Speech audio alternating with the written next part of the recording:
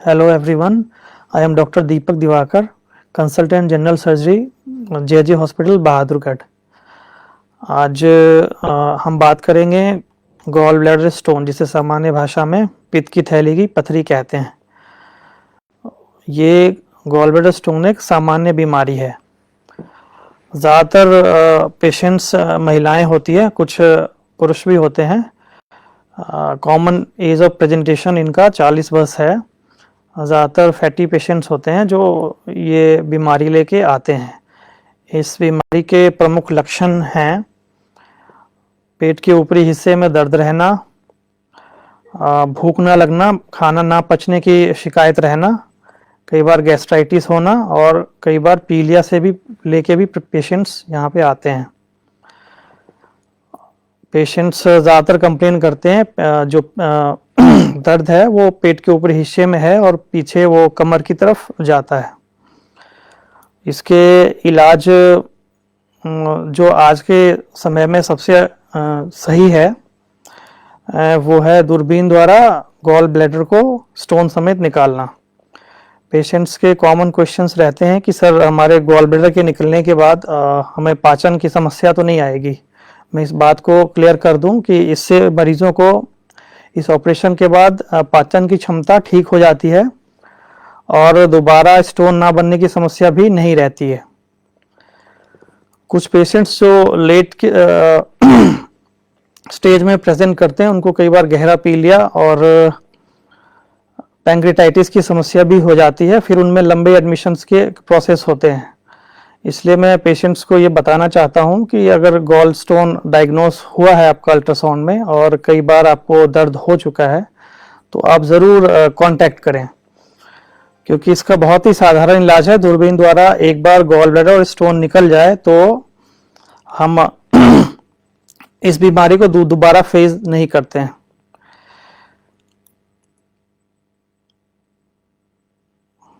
क्या क्या समस्याएं हो सकती है अगर हम इस बीमारी को अवॉइड करें? इसमें पीलिया का बढ़ना, पैंक्रेटाइटिस जो कि एक अग्न्याशय की समस्या है उसका होना, और कई बारी लंबे टाइम अगर गॉल स्टोन रहे तो इसका कैंसर में कन्वर्जन भी हो सकता है, जो कि एक बड़ी समस्या है। ऑपरेशन के बाद मरीज एक दिन में यहाँ से डिस्चार्ज हो जाता है और वो अपना रूटीन वर्क नेक्स्ट डे से ज्वाइन कर सकता है।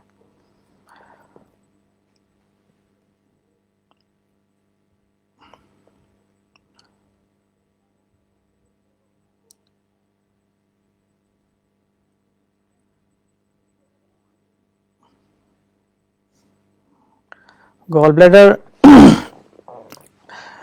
जो ऑर्गन है वो हमारे लीवर के साथ जुड़ा हुआ अंग है।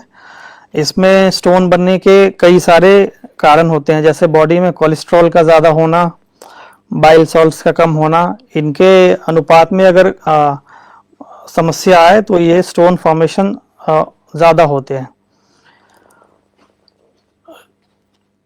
इस बीमारी को हमें ज़्यादा दिन तक अवॉइड नहीं करनी चाहिए, अन्यथा ये गॉल ब्लैडर में कई सारे परिवर्तन ला सकता है और कई बार इसमें कैंसर बनने की संभावना भी रहती है। ज़्यादातर हमारे पेशेंट्स जो ओपीडी में आते हैं उनकी एवरेज एज जो है वो मिडिल एज होती है, 40 के अराउंड, और फैटी पेशेंट्स में ये होती है, खासकर उनमें जिनमें पाचन की समस्या रहती है।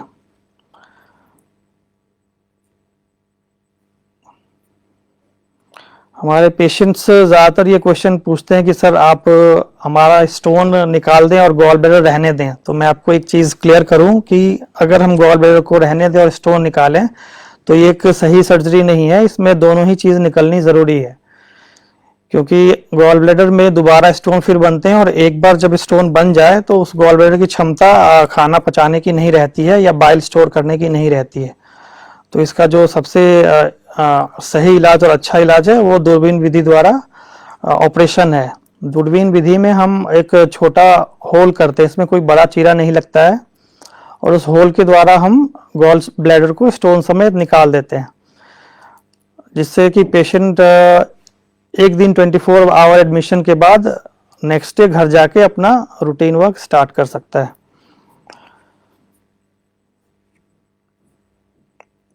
और कई पेशेंट्स के ये क्वेश्चन होते हैं कि सर अल्ट्रासाउंड में तो हमारे गॉल स्टोन आया है, तो क्या हम ऑपरेशन कराएं ही या दवाई से ठीक हो सकता है?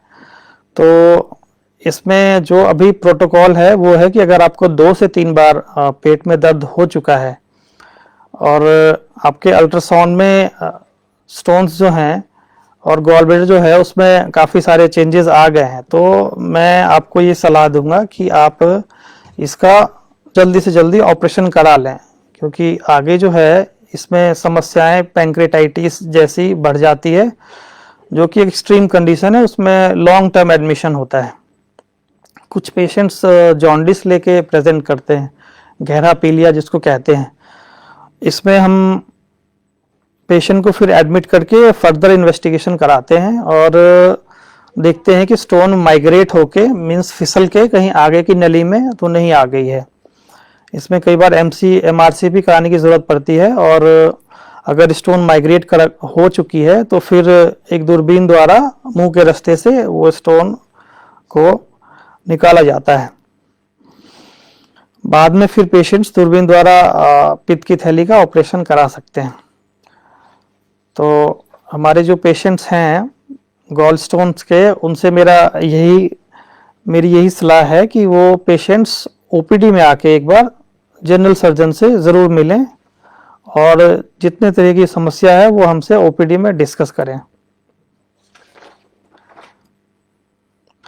हमारे जीवन ज्योति हॉस्पिटल में, जे हॉस्पिटल में ओटी की मॉडर्न ओटी की फैसिलिटी है, जिसमें सबसे एडवांस जो लैप्रोस्कोपिक सेट है उसके द्वारा ऑपरेशन किया जाता है। इस ऑपरेशन में तकरीबन आधे घंटे का समय लगता है और पेशेंट एक दिन के बाद घर चले जाते हैं और आसानी से अपना रूटीन वर्क जो है घर के काम या ऑफिस के काम स्टार्ट कर लेते हैं।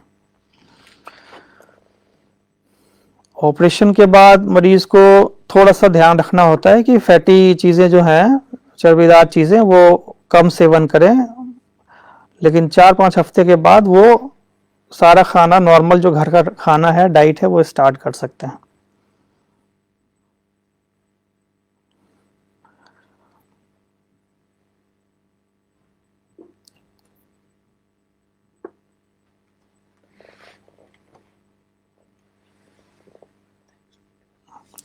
तो अंत में मैं सारे अपने जो पेशेंट्स हैं और जो भी फेसबुक पे इस सेशन को देख रहे हैं उनको थैंक्स बोलता हूं, और